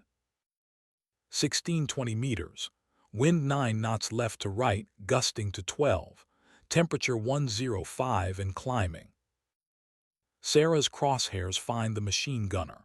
He is young, maybe 20, wearing a red and white keffiyeh that makes him stand out against brown walls and blue sky. He is setting the bipod, preparing to deliver the kind of fire that turns cover into concealment and concealment into coffins. Her finger moves to the trigger. The rifle settles into her shoulder like coming home. She breathes once, twice, lets the crosshairs dance with her heartbeat, finding the rhythm between pulses. Send it. Reyes' voice, quiet but certain. Sarah presses the trigger. Does not pull, does not jerk, just applies pressure until the sear releases and physics takes over. The rifle bucks. The suppressor makes the sound distant, a crack that belongs to someone else's war. 1600 meters. 4 seconds of flight time. The bullet travels through air that wants to push it sideways, through heat that tries to lift it high, through the fundamental uncertainty of ballistics at distance. The machine gunner's head snaps back. He drops behind the wall, the PKM clattering unfired. Sarah cycles the bolt, chambers another round, her movements automatic as breathing. Hit machine gunner down. Reyes' confirmation comes with something like awe in her voice. Sarah is already scanning for the next threat. 2 hostiles in a second-floor window, firing down at Morrison's position. She puts crosshairs on the left one, leads slightly for the angle. Range 1590, wind holding at 9 knots. Sarah fires, the hostile drops. She shifts right, finds the second man already turning to run. She lets him go. Morrison's rules of engagement, no shooting the fleeing. Some lines you do not cross even when crossing them would be easier. Morrison's voice on the radio, breathing hard between words. Good shots, Viper. We are moving to secondary breach point. Keep eyes on that north building. Copy, moving observation. Sarah shifts her aim to the building where Webb is supposedly held. The 2 guards outside are gone now, probably pulled inside when the shooting started. Smart, but it makes extraction harder. You cannot rescue someone through walls. Through her scope she watches Morrison's team move. 6 shadows flowing across open ground with the practiced efficiency of people who have rehearsed this dance in a dozen different deserts. They reach the target building's back wall, stack up, place charges that will turn locks and hinges into shrapnel. Breach in 5. Sarah holds her breath without meaning to. Beside her, Reyes has gone absolutely still. The spotting scope rocks steady despite hands that want to shake. Behind them, Cordero maintains rear security, his head on a swivel, professional and focused. The charges blow. The sound reaches them a second late, reality moving at the speed of sound while light shows them the explosion in real time. Smoke and dust billow from the doorway. Morrison's team flows inside like water finding cracks. Then gunfire. Sustained, overlapping, the particular chaos of close-quarters combat where decisions are measured in fractions of seconds and mistakes are permanent. Contact inside, multiple hostiles. Morrison's voice is calm despite the circumstances. Sarah can hear the shooting in the background of his transmission, a soundtrack to violence conducted in rooms too small for mercy. 2 more hostiles emerge from a building to the west, running toward the breach point with weapons raised. Sarah tracks the first, leads him by 2 body widths to account for movement and wind. 2 hostiles moving to reinforce, engaging. She fires. The man tumbles forward, momentum carrying him 3 more steps before gravity wins. The second hostile stops, looks around for the source of death he cannot see, then makes the fatal mistake of standing still to think about it. Sarah fires again. He drops. Reyes calls each shot, confirming hits with the clinical precision of someone discovering they are good at something terrible. Sarah reloads, her hands moving through the ritual they have practiced 10,000 times. Magazine out, fresh one in, bolt forward, round chambered. 5 seconds of vulnerability where she cannot shoot. 5 seconds where everything depends on Cordero and Hackett keeping them safe. The radio crackles with Morrison's voice, different now, urgent. We have the package. He is ambulatory but injured, exfil to primary LZ. Viper, we need eyes on our 6. Sarah shifts position slightly, scanning behind DEVGRU's route. A vehicle appears from the south, a technical with what looks like a DSHK heavy machine gun mounted in the bed. 3 men, the driver and 2 shooters, coming fast enough to raise a dust plume. Technical inbound from south, heavy weapon. She puts crosshairs on the driver. The vehicle is moving at maybe 40 kilometers per hour, weaving slightly on the rough ground. Leading a moving target at this range is more art than science, more prayer than math. Range 1,800 meters. Wind gusting 12 to 15. Target speed 40 kph. Reyes feeds her the data. Sarah processes it in the part of her brain that has done this before, that learned through blood and failure how to calculate impossible shots. She leads the vehicle by what feels right, holds high for the extended range, breathes out. Fires. The windshield spiderwebs, but the vehicle keeps coming. She fired too far forward, the bullet passing ahead of the driver. Sarah adjusts, less lead this time, fires again. The driver slumps. The technical swerves hard left, flips onto its side, the heavy machine gun tumbling free. The 2 shooters are thrown clear, one getting up immediately, the other staying down. Sarah shifts to the standing hostile, fires before he can orient himself. He goes down and stays there. Technical neutralized. You are clear to LZ. She watches through the scope as Morrison's team moves, sees a figure being half-carried between 2 operators. Marcus Webb. Even at this distance, even through heat shimmer and scope magnification, Sarah can see he is hurt. His left leg drags, his head lolls, but he is moving under some of his own power. He is alive. Danny's brother is alive. The extraction helicopter appears from the north, coming in low and fast. It flares over the landing zone, wheels almost touching down before Morrison's team is loading Webb aboard. 2 operators providing cover fire, 4 more getting the wounded Marine secured. Sarah keeps scanning, keeps searching for threats. A hostile appears on a rooftop 400 meters from the LZ, shouldering what looks like an RPG. She fires without Reyes calling the shot, pure instinct and muscle memory. The hostile drops, the RPG launcher clattering away unfired. Package is secure. We are wheels up in 30 seconds. Sarah allows herself one deep breath. They did it. Against odds that looked bad on paper and worse in practice, they pulled it off. Webb is going home. Then Reyes' voice, sharp with alarm. Contact rear, 300 meters. Sarah spins, sees what Cordero already has his rifle trained on. 8 men moving up the ridgeline from the east, flanking position, closing fast. They found the Overwatch team. Someone smart thought to look for snipers and sent people to do something about it. Hackett is already on the radio. Viper team under contact. Request immediate exfil. The response is not what they need to hear. Negative Viper. Primary bird is loaded, secondary is 10 minutes out. You need to hold position.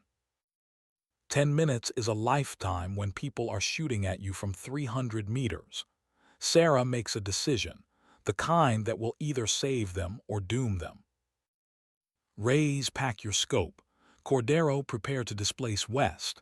Gunny, call in our coordinates to secondary bird. She keeps her rifle trained on the approaching hostiles, watching them move with the caution of people who know snipers bite. They are using terrain well, staying low, moving in bounds with covering fire. Not militia. These are trained fighters. The lead hostile stops behind a rock formation, exposing just his head and shoulders. Sarah puts crosshairs center mass of what she can see, fires. The round impacts rock, sends fragments but no blood. The hostile drops out of sight. Reyes and Cordero are moving, displacing west along the ridgeline toward a position that offers better cover but worse fields of fire. Sarah fires twice more, not aiming to kill but to suppress, to make the hostiles think twice about advancing. Then she is up and moving, grabbing her rifle and running in a crouch toward where her team is setting up. Bullets crack overhead, the sound of near misses that measure survival in inches. She slides into position next to Cordero, breathing hard. 8 minutes until exfil.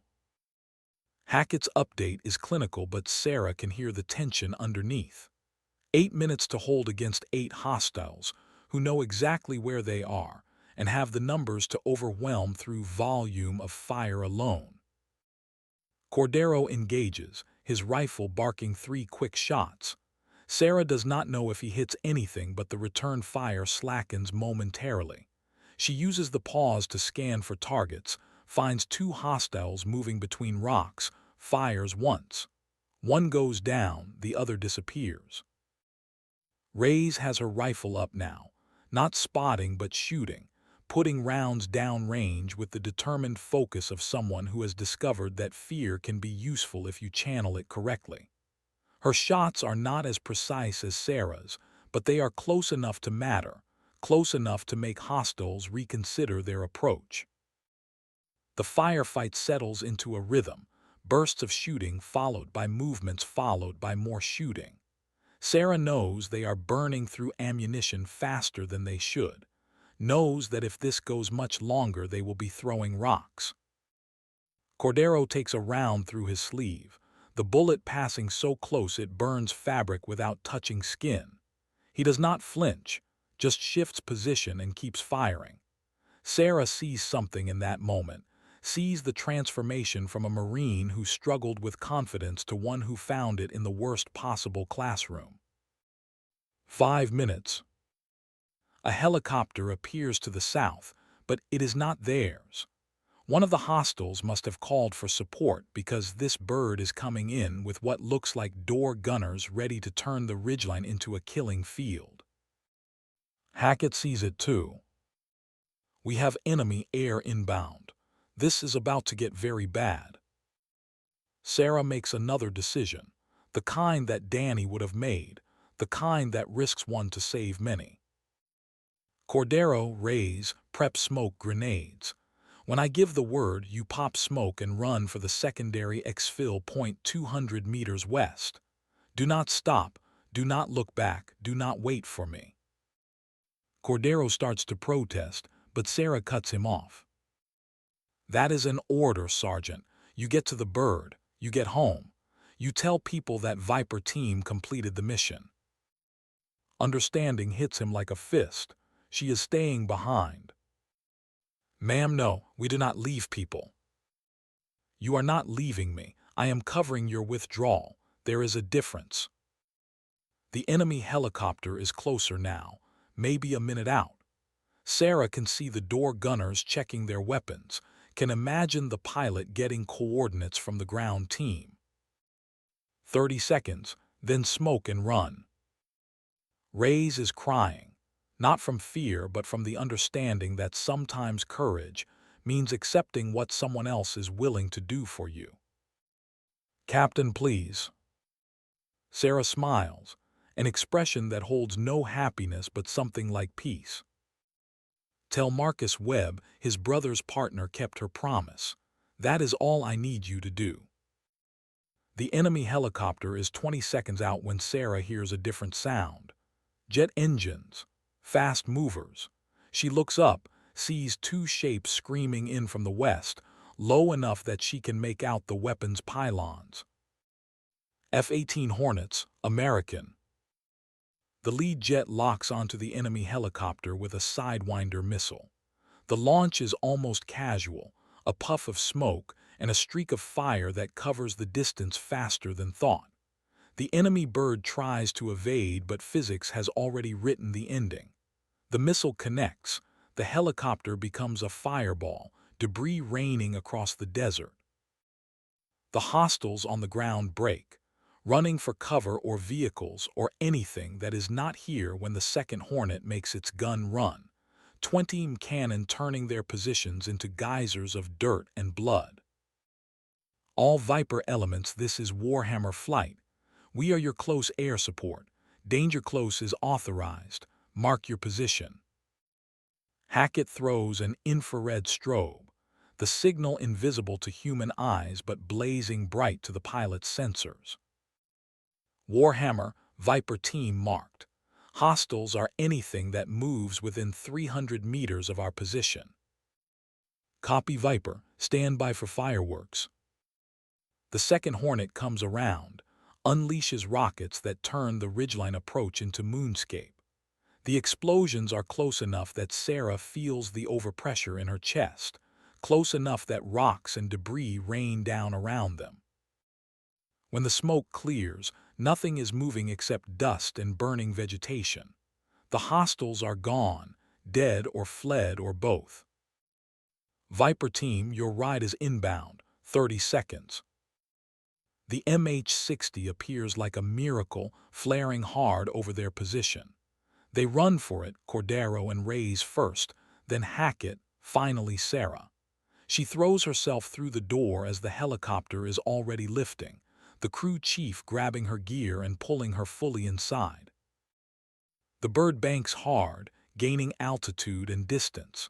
Below, the compound is burning, smoke rising in columns that mark the end of something. Sarah watches it recede, watches the desert swallow the evidence of what happened here. Across the cabin, she sees Marcus Webb strapped to a litter, a medic working on his leg. His eyes are open, tracking movement, aware despite obvious pain. He sees Sarah watching, manages a weak thumbs up. She returns it, then closes her eyes, letting exhaustion wash over her like a wave. They did it. Against everything, they brought him home. The flight back to Djibouti is a blur of fatigue and adrenaline crash. Sarah drifts in and out of awareness, her body demanding rest her mind is not ready to provide. Cordero and Reyes sit across from her, hands clasped, not speaking, just being present with each other and the understanding of what they survived. Hackett appears beside Sarah, has to shout over the engine noise. That was some of the finest shooting I have ever seen. Sarah shakes her head. That was desperation with good equipment. Hackett's smile is knowing. That is what all great shooting looks like from the inside. From outside, it just looks like magic. They land in Djibouti as the sun reaches its apex, heat turning the tarmac into something that shimmers like water. Webb is loaded into an ambulance, rushed to the base hospital for treatment and debriefing. The rest of them walk to a hangar where Keller waits with bottled water and the particular expression of someone whose gamble paid off. He approaches Sarah, hand extended. She looks at it for a moment before shaking. You did it, I knew you would. Sarah releases his hand. We got lucky. Good intel, good support, and pilots who showed up when it mattered. Keller nods, but his eyes say he knows better. Marcus Webb wants to meet you. Once the doctors are done, once he is stable, he asked specifically. Sarah feels something tighten in her chest. I am not sure that is a good idea. Why not? Because I am not Danny. I am just someone who made a promise to a ghost and happened to have the skills to keep it. He does not need to meet me. He needs to heal and go home and live the life his brother died protecting. Keller is quiet for a moment. What if he needs to thank you? Then he can write a letter. I do not need thanks. I need to go home. Where is home, Sarah? The question hangs between them. Sarah realizes she does not have a good answer. Home used to be wherever Danny was, whatever dusty base or forward position they operated from.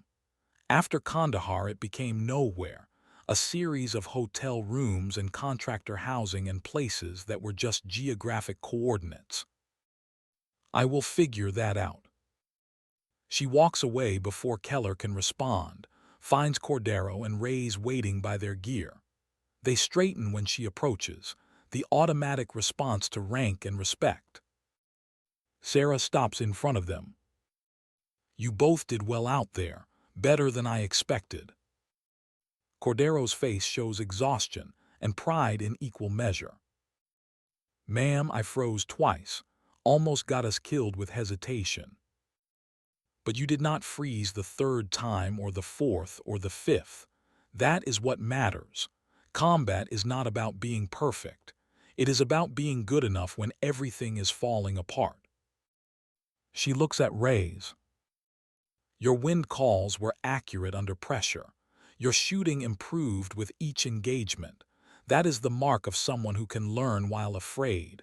That is rare. Reyes wipes at her eyes. Captain, when you said you were staying behind, I thought I was going to watch you die. Sarah's expression softens. I thought I was going to die too, but then the Hornets showed up and I got another chance. We do not always get that, so when we do, we use it wisely. What will you do now? Sarah looks toward the horizon, toward America and whatever waits there. I am going to visit someone, pay my respects, then maybe figure out what retired actually means. Hackett approaches, carrying Sarah's rifle case with the reverence it deserves. Found this in the helo, thought you might want it back. Sarah takes it, feels the familiar weight. Thank you, Gunny, for everything. Hackett's handshake is firm. It was an honor, Captain. If you ever need anything, you know where to find me. The team disperses slowly, each member processing what happened in their own way. Sarah finds a quiet corner of the hangar, opens her rifle case, begins the ritual of cleaning. The M24 is dirty from desert sand and propellant residue, each mark a memory of a shot taken, a life saved or ended. She cleans it with the care of sacred objects, running patches through the barrel until they come out white, wiping down the stock and action with oil that smells like every deployment she has ever been on. When she is done, the rifle looks almost new, but Sarah knows better. It carries the weight of every bullet it has fired, every decision made behind its scope. You cannot clean that away with solvent and rags. She closes the case, locks it, sets it aside. Then she pulls out her phone, makes a call she has been avoiding for 12 years. The number rings 4 times before a woman's voice answers, cautious and tired. Hello. Mrs. Reeves, this is Sarah Brennan. I served with your son Daniel. Silence, then a sharp intake of breath. Captain Brennan, Danny talked about you in his letters. Sarah feels tears she did not know were coming. I wanted you to know I just helped bring Marcus home. Your other son, he is safe. He is alive. Danny would have wanted me to tell you. The sound on the other end might be crying or laughing or both. Thank you, thank you. I have been praying, hoping, and thank you. They talk for 10 minutes. Sarah describing the operation in terms sanitized for mothers, but honest about the danger and the outcome. Mrs. Reeves tells stories about Danny as a child, about the boy who became the Marine who became the partner Sarah trusted with her life.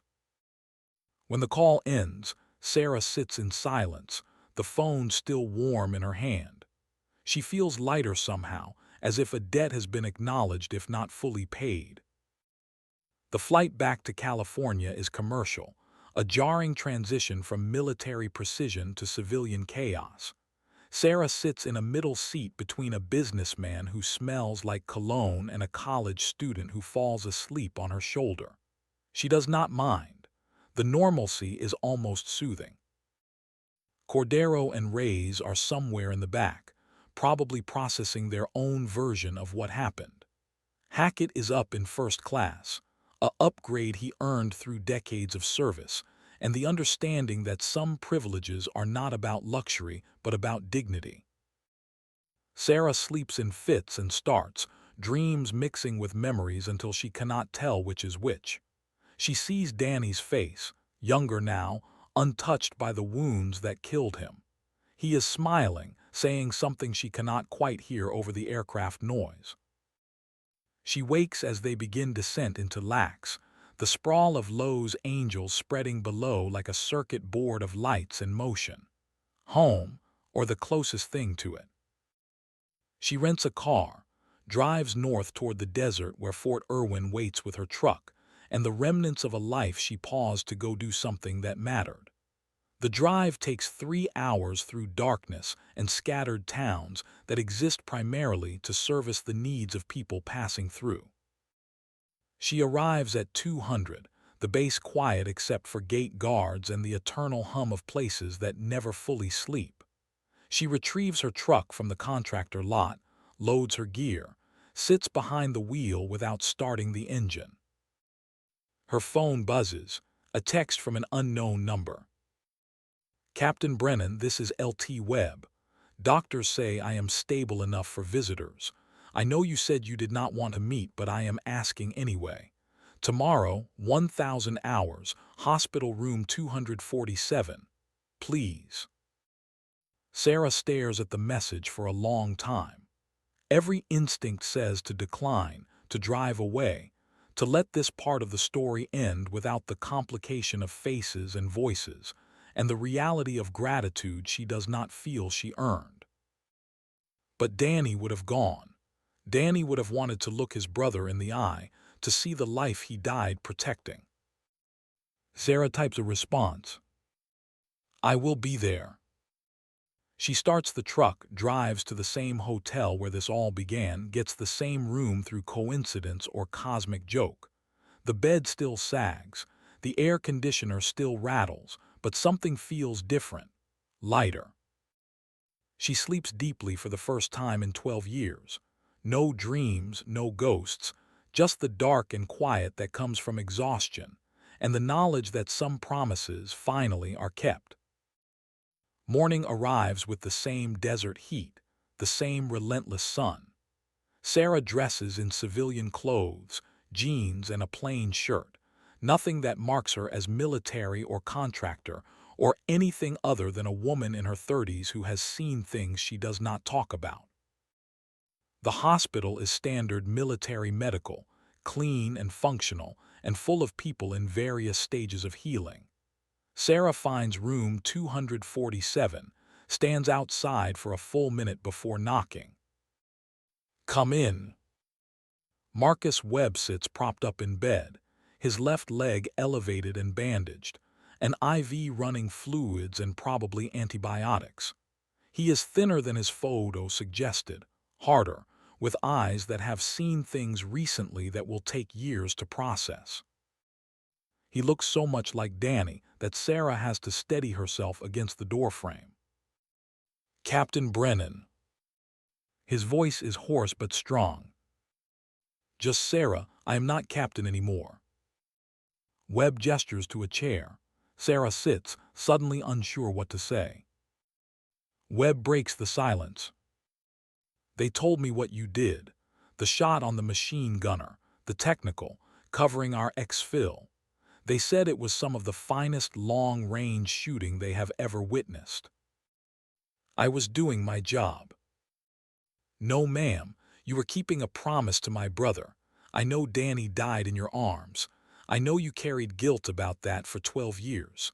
Mom told me you called her. Sarah looks at her hands, at the calluses and scars that map a life of trigger pulls and rifle stocks. I should have saved him. Webb's laugh is bitter but not unkind. He saved you. That was his choice. Danny always said a good Marine protects his partner, even when it costs everything. He died the way he lived, doing the right thing. Sarah meets his eyes, sees Danny looking back. He talked about you, in the last minutes, said to find his little brother, tell him he loved him. Webb's composure cracks. Tears run down his face, but he does not look away. I joined the Marines because of him, tried to be like him. Tough, skilled, unbreakable. And then Yemen happened and I learned that nobody is unbreakable, we just break in different ways. What will you do now? Webb wipes his face. Heal, go home. Maybe teach at the Scout Sniper School if my leg works right again. Pass on what I learned the hard way. Sarah nods.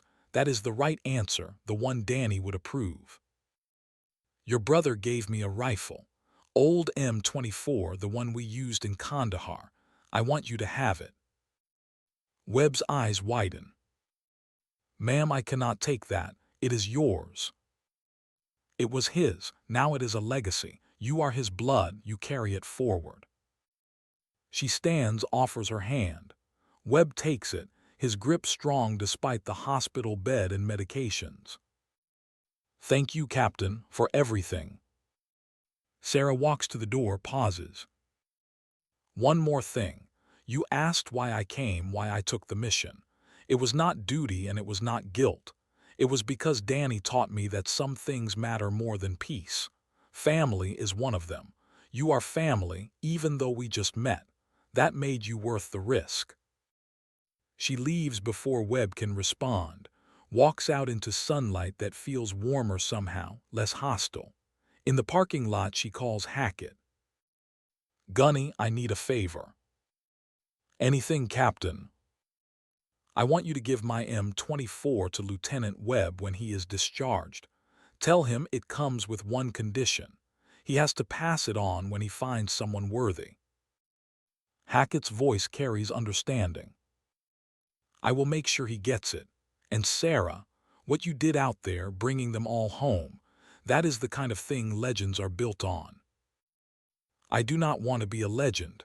I just want to be done. Maybe being done is the most legendary thing you can do. Sarah ends the call, stands in the parking lot watching heat shimmer rise from asphalt.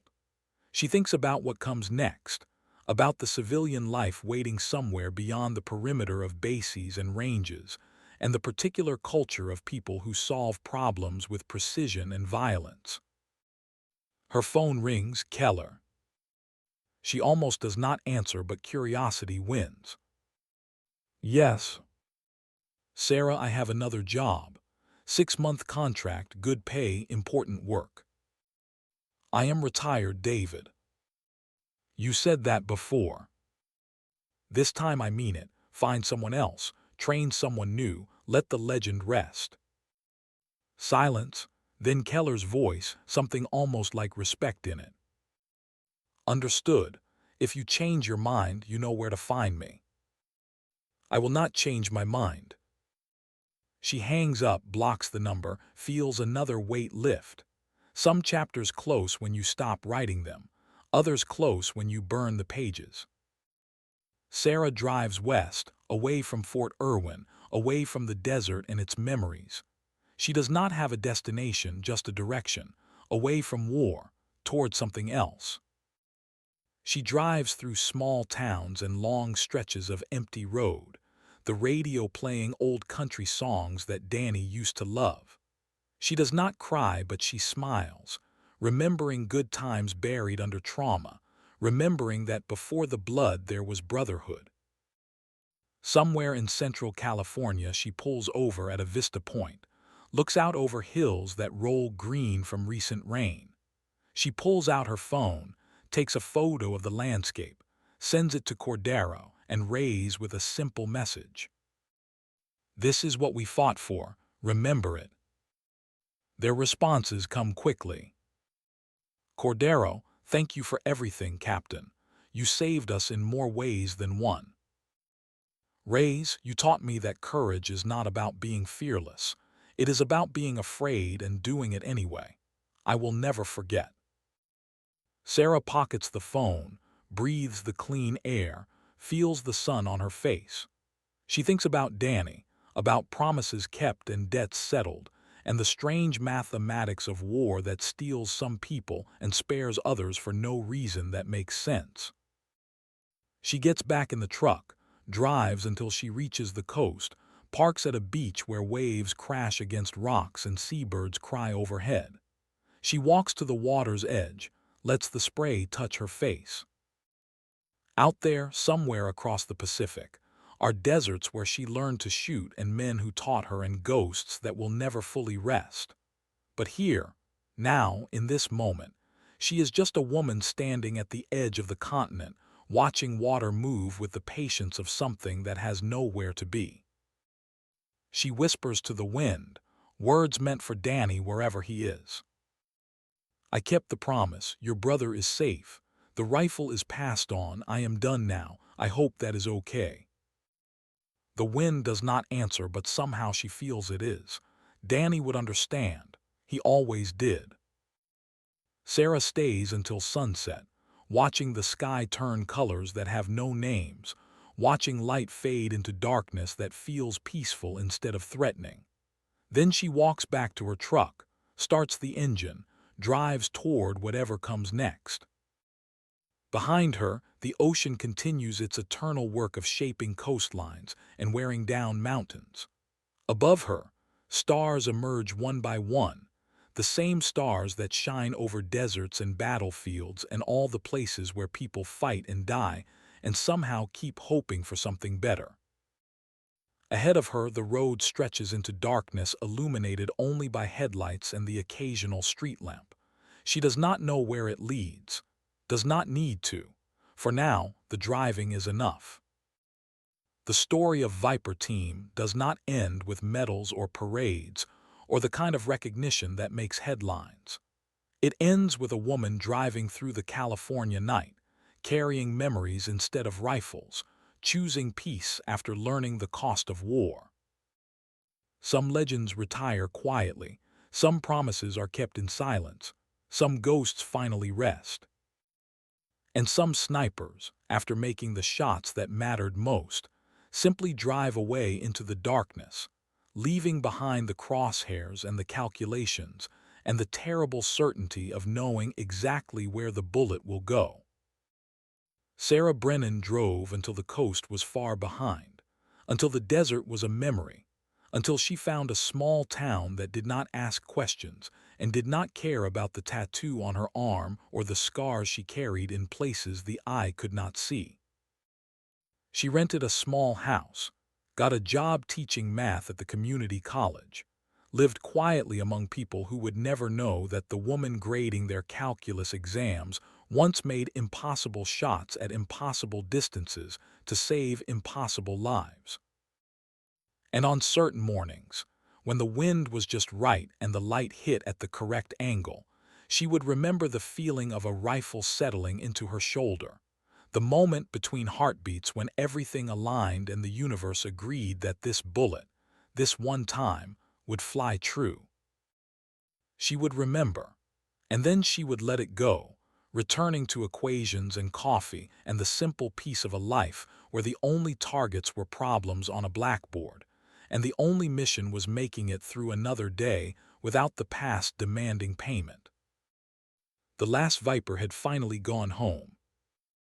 And the wind, which remembers everything, whispered her name across deserts she would never see again, carrying the story of a woman who learned to kill with precision and chose to live with purpose.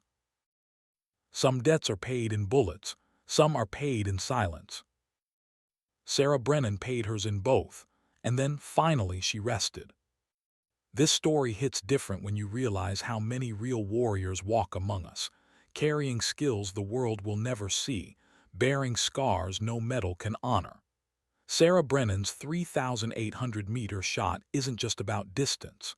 It's about a promise kept to a fallen brother, a debt paid in silence, and the moment when hiding ends because someone needs saving. What struck me most, she didn't want glory, she wanted peace. But when Danny's brother needed her, skill answered the call duty made 12 years ago. Ever met a quiet hero? Someone whose calm hides capability? Share your story below.